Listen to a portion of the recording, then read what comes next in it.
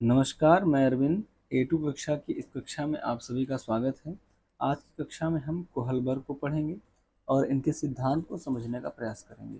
Kohlberg के सिद्धांत को पढ़ने से पहले इनके बारे में एक दो पॉइंट्स हम जान लेते हैं।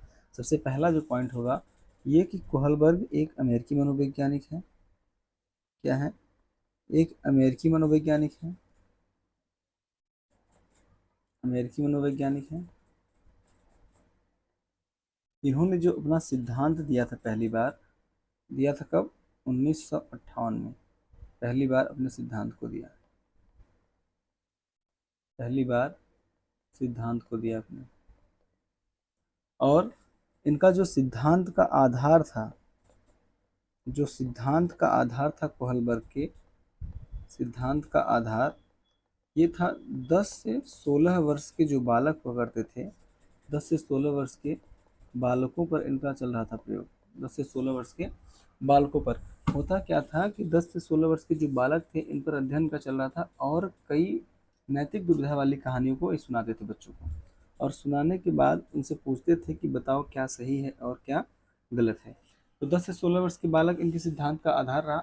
बनाने के लिए तो ये कई प्रकार की नैतिक दुविधा की कहानी बनाया, इन्होंने बहुत सी नैतिक दुविधा वाली कहानियों को बनाया, लेकिन जो उसमें सबसे फेमस कहानी है इनकी वो हिंज का डायलमा है। आगे हम बात करेंगे। उसके पहले हम इनके सिद्धांत की बात कर लेते हैं, जो कि सिद्धांत का क्या नाम है इनके? नैतिक विकास का सिद्धांत।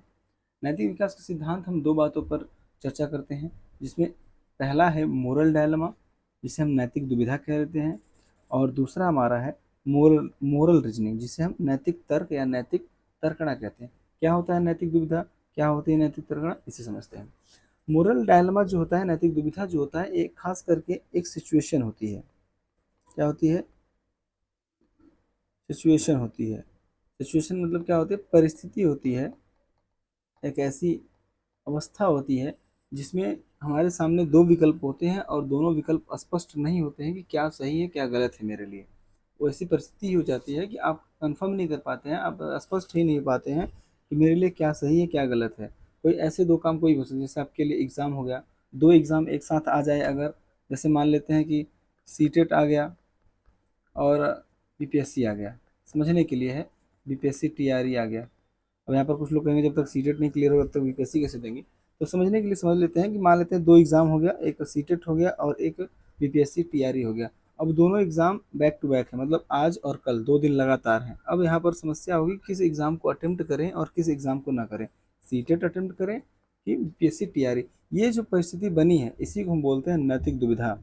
और जब हम इस बात को सोच रहे हैं, चिंतन कर रहे हैं, विचार कर रहे हैं कि कौन सा एग्ज़ाम दे कौन सा एग्ज़ाम न दे, मेरे लिए क्या सही होगा मेरे लिए क्या गलत होगा, नुकसान तो होना है दोनों केस में, कोई तो एक छूटेगा ही। अब यहाँ पर हमें इस बात पर तर्क करना है कि क्या मेरे लिए सही है क्या गलत है। ये जो थिंकिंग प्रोसेस चल रही है आप में,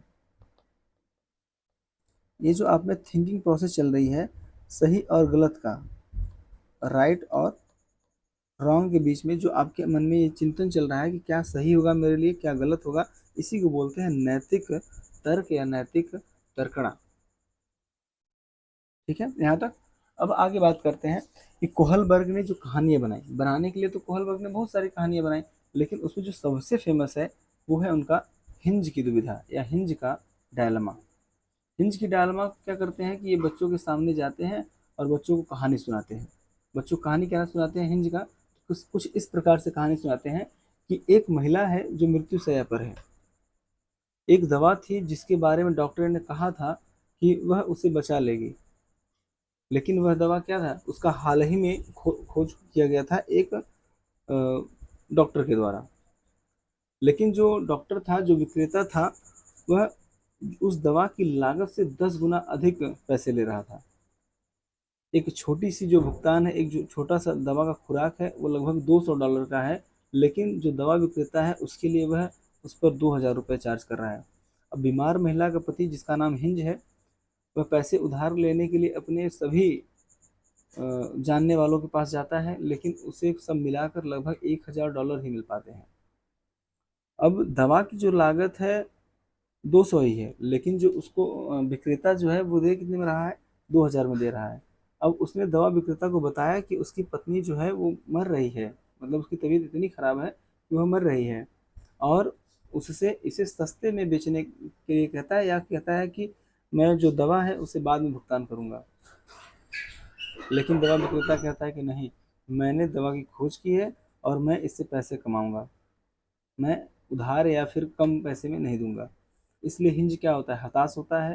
हिंज हताश हो जाएगा और वहीं पर बैठ जाएगा। अब वो क्या करे, बैठ जाता है और अपनी पत्नी के लिए उस आदमी के मेडिकल स्टोर में घुसता है और चोरी करता है। इतनी कहानी जब सुनाते हैं कोहलबर्ग, तो बच्चे से पूछते हैं कि बताओ, क्या हिंज ने चोरी करके सही किया, या हिंज को चोरी नहीं करनी चाहिए।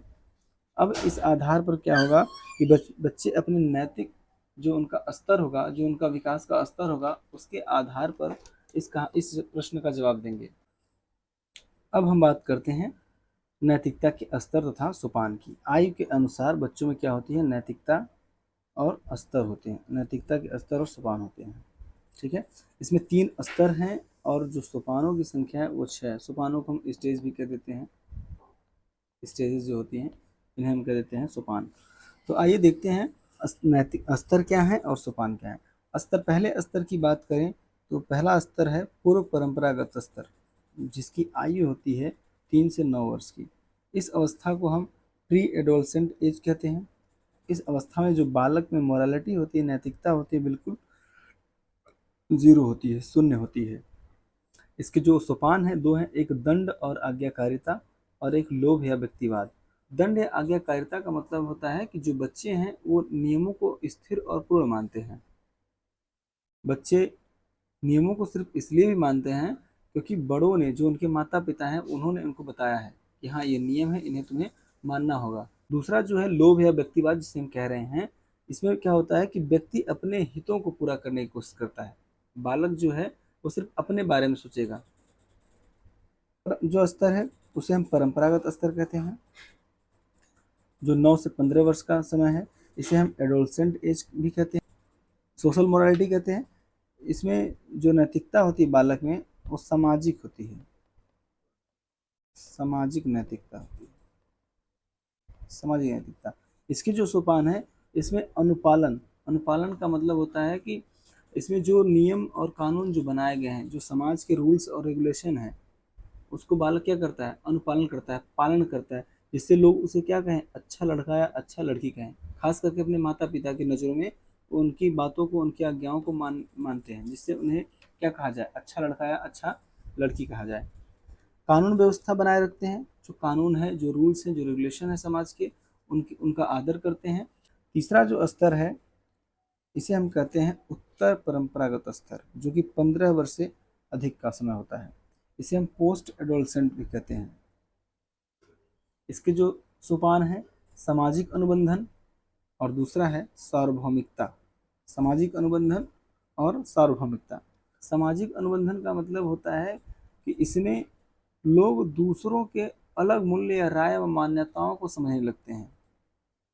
कानून के जो नियम हैं जो समाज में बनाए रखने के लिए महत्वपूर्ण होते हैं, लेकिन अगर बात की जाए तो व्यक्ति वास्तविक कानून की वैधता या सामाजिक व्यवस्था का मूल्यांकन इस रूप में करते हैं कि वे किस हद तक आधारभूत मानवीय अधिकारों तथा मूल्यों की सुरक्षा कर रहे हैं।